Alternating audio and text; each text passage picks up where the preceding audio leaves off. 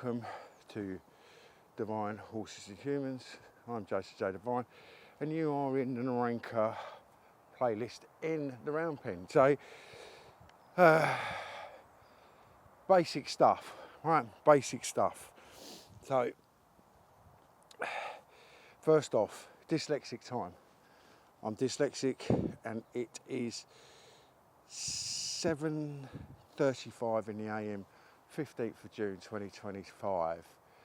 So this is the way I see things, and I see things very different to the average person. So dyslexic people are very good at reading patterns, horses working patterns, and are very good at reading body language, because that's another pattern. So if you can work patterns out, you can work algorithms out, and if you can see what I'm talking about here, there's a huge advantage with you working with horses, or having a horse, or you've got a problem in the saddle. You can resort to the ground that's a foundation to sort that problem out, because you're not going to sort it out in trouble. Somebody's going to get hurt, and that'd be probably the rider. So this is my dyslexic view of it all.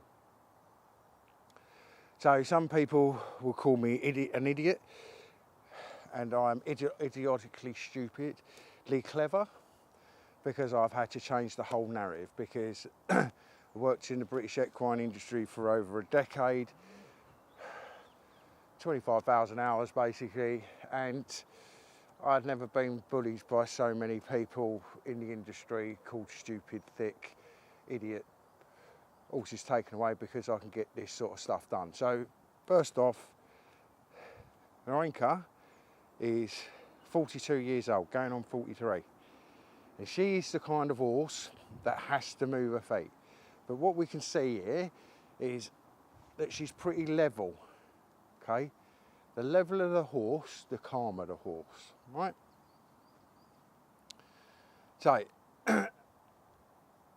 horses have to move the feet, right? So the first place that you need to start, if you want to do this style of groundwork, or you just want to get better with horses, right, is your thought process, your mindset, your sympathetic nervous system, cortisol, serotonin, dopamine. Go Google those things, go learn about them, right, because horses are loaded with cortisol, flight or fight hormone, I believe it's a hormone. And what happens is, if they can't move their feet, the tension builds up and they just explode, because they're a flight animal, they have to run away. Like Naranja's coming here, and she has to move her feet. Another part of it, that she's been stood in the stable since 5 o'clock this morning, so she's been stood up for 3 hours. And she's gone stiff, and I want her to move her feet. So, as you can see, she's progressively getting faster and faster, right? Because she's coming looser and looser. So the looser they are in the spine, the looser they are in the mind. So now she's turning anti-clockwise, right? And she's got her left eye onto me. Right, but we're still getting a bit quicker, aren't we?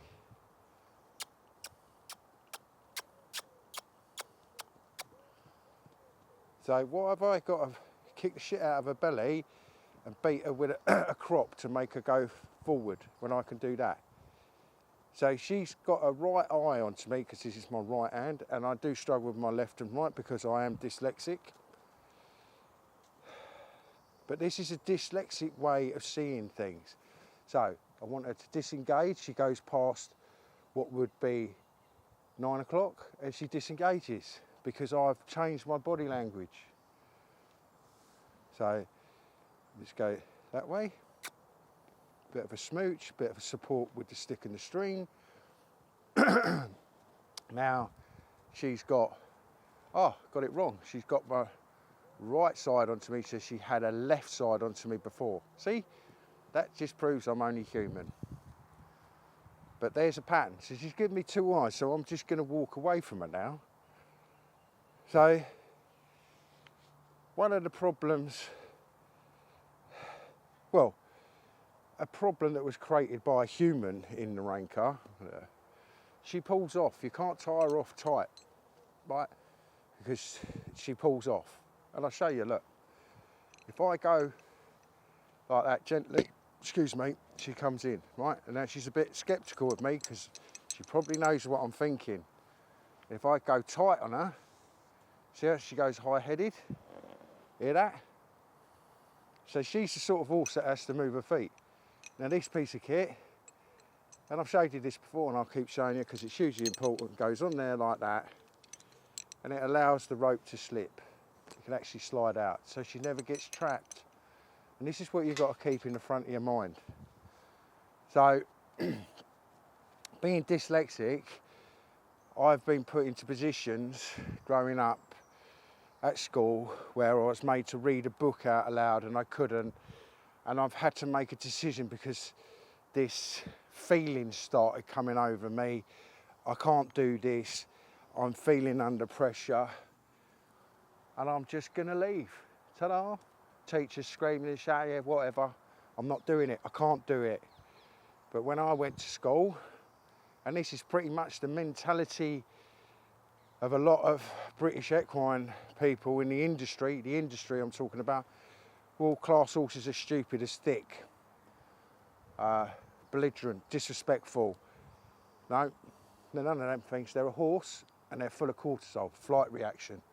And you can see it in Naranja. As I said, we have to get the hind quarters under control, and we've got that. So if you watch how she finds it hard to relax because she's that kind of horse. As I said, she's old as well, you know, 42 years old. And as I said, when I do this sort of stuff, so let's lose that, I try and see, I keep this hand up and near, and I use this hand with the rope. But I keep this hand up and near.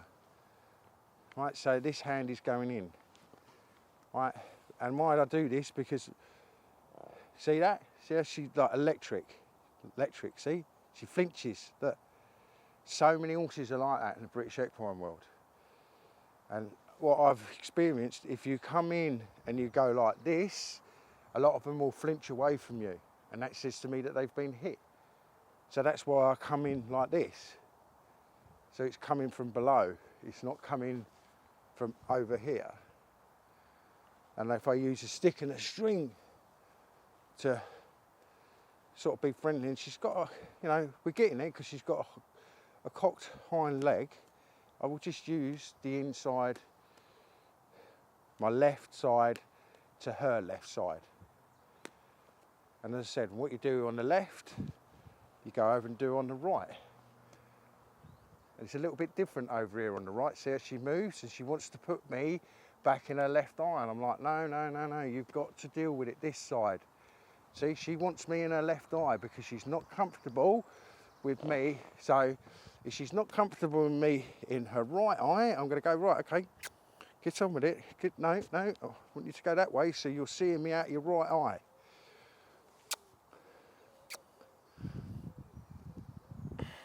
So she's seeing me out of that right eye. But we've got this umbrella here. That's good, because she's just dealt with it. So I'm going to go, well done, you dealt with it. But by allowing her to move her feet, she is actually allowing me to come more over to the right. So once again, if I move her feet more, because you'll find 95% of horses are set to the left. You got it all on the left, and it's the right side. See here? But she's very right-brained. Oh, see that? But it's good because she's just that. As I said, I need to do more of this. Now she's accepting me on her right side, because the other thing I'm doing wrong here, I'm looking at her in her eye. And I don't need to. I need to sort of focus my energy off elsewhere. As I said, we all make mistakes, and that's what you've got to understand. And there's this, they call me an idiot and they call me stupid, and then you meet these people in the British equine industry that you hear, oh, they're fearless. Oh, hello. They're fearless. They'll ride anything. bravest rider you'll ever meet. Idiots, and they call me an idiot because I can't read and write. Because I will not get on the back of a horse unless I've done stuff like this. And I said, the more we can get a horse to do this, and you can see Naranja struggles at it. She finds it really hard. The more we can get a horse to do this, the freer they are in the spine, the freer they are in the mind. And this is what I say, this is basic stuff. If the horse is really, really high-headed, they're wired. They're up on adrenaline, they're up on cortisol. If you can't get them to relax like this, and I don't care if you're in the field, and this thing about you can't train horses in fields, BS, absolute BS. Why? Because I believe if a horse is relaxed enough to come down here and chew grass, it means they're relaxed. And they're saying to me, you can't train horses in fields because there's too much grass. And they're the ones with the qualifications, a piece of paper, read, write, spell, and can write books and like do Instagram and Facebook and all that and tell the world about it. But they don't understand if a horse is chewing grass, it's relaxed because it's putting its head down. Because straight line thinkers, A to B. And dyslexic people are not straight line thinkers. I am not a straight line thinker. And as I said, I need to work on this right hand side with her. So I'll get rid of that for a bit. And I said, you see this thing where they lean back? You can see it in her. And that's where, oh, I don't know. You have to be really careful of this. Because she probably knows, like, so she's dropped her nose and we've got a little bit there. There, we've got a little bit there. We've got a little bit there. See, I'm not getting to the point of when she gets tight. And if I go and I drag her, see, she's reactive. Right, and that's on the right. So let's try the left. Let's just get her in a better position for you. Looks amazing for 40 odd. So let's try this side. See, a bit tighter. Yeah. Oh, clear that click in her neck. And I said, this is hugely important. For a horse like her, hugely important. And you can see that the whiteness of their eyes. And I said, it's a very boring thing, but you'll find that the boring things with horses are hugely important things. And the most average British equine person in the industry just wants to do, her neck just clicked then, just wants to get on the top and just do the riding part of it. And then when they get a problem, oh no, we're getting tense now, so she's got tense. So I'm going to go on in. See that lean back? Go on, move your feet then.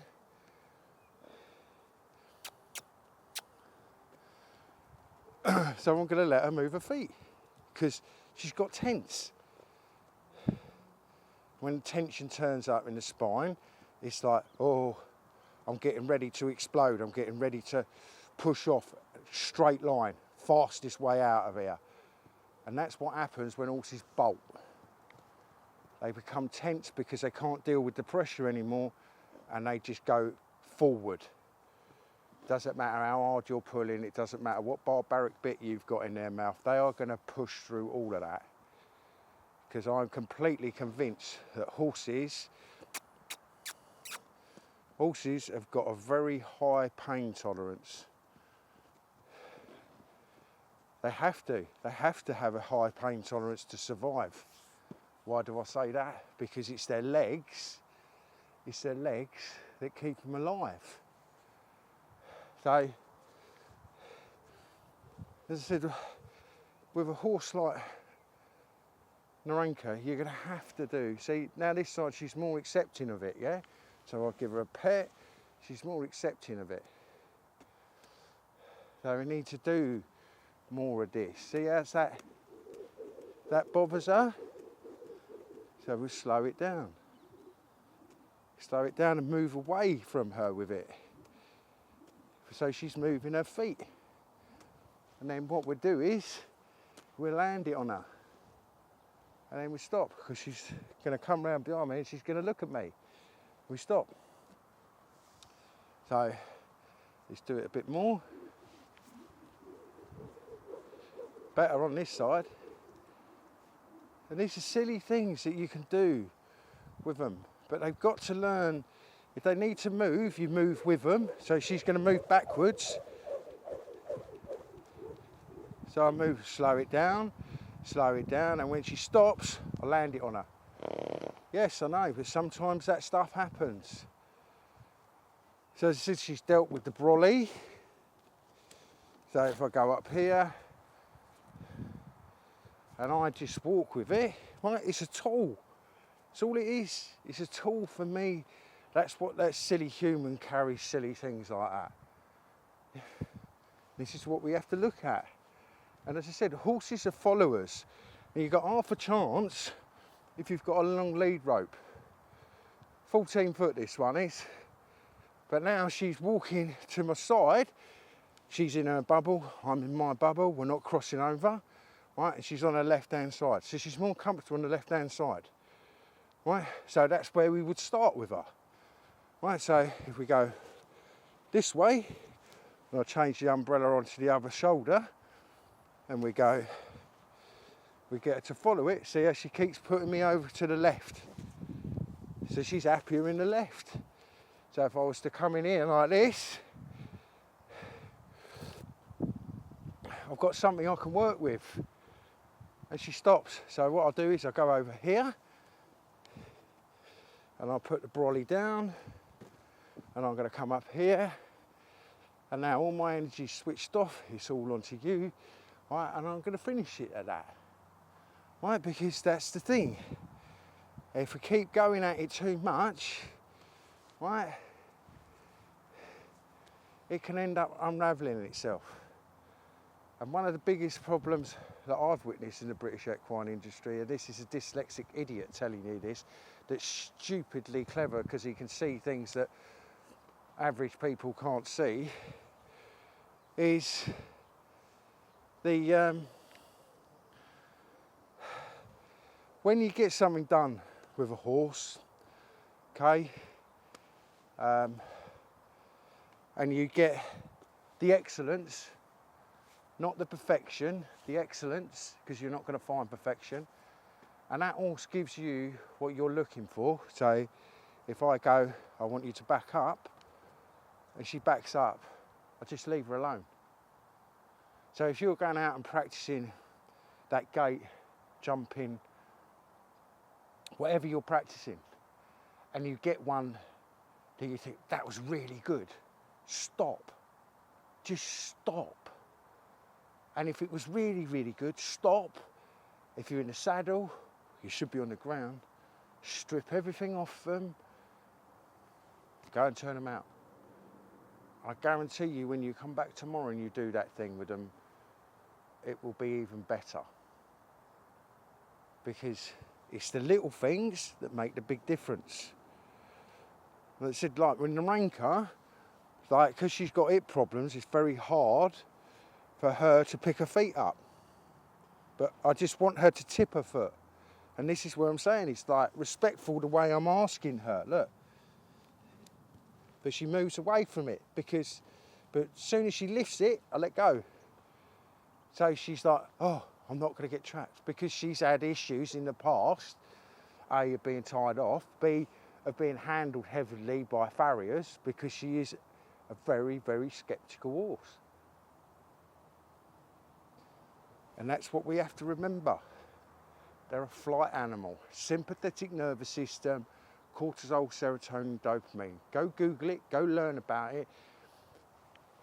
Or you get anywhere near a horse, if you can get that all under control and you understand it, it gives you a huge advantage with horses. And it's not talked about enough. Because as far as I'm concerned, the British equine industry just lies to you. Because they make out that it's rocket science. They make out that you've got to be super brave and you've got to be this, you know, oh, I'll ride anything. And attitude. And they said they bullied me, they led me into having a mental breakdown, and because all you are is a glorified labourer, that's all you are. And they said the BHS,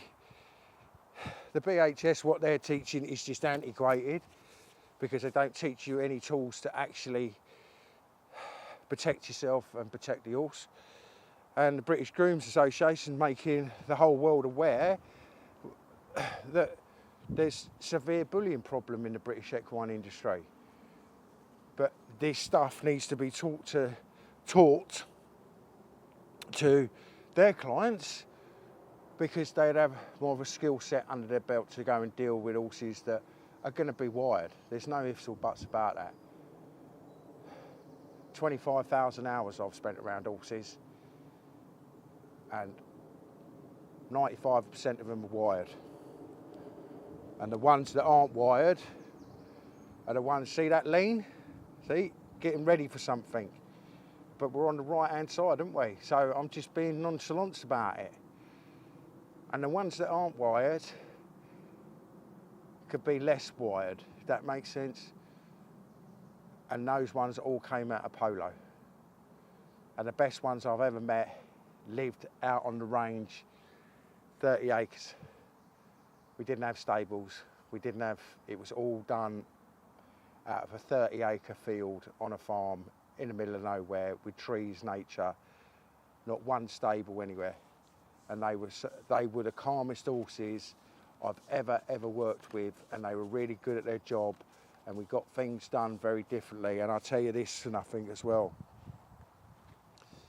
The guy that I was doing it with, South American, Argentine horseman, or gaucho as they call it, severely dyslexic, could not really speak English, and that's how it worked, because we both saw things in horses that nobody else could see. So that one, programming time, like, comment, share, subscribe, run, and tell a friend, and all that. Check out previous content, past content, and I'll see you in the next episode. Ta-da.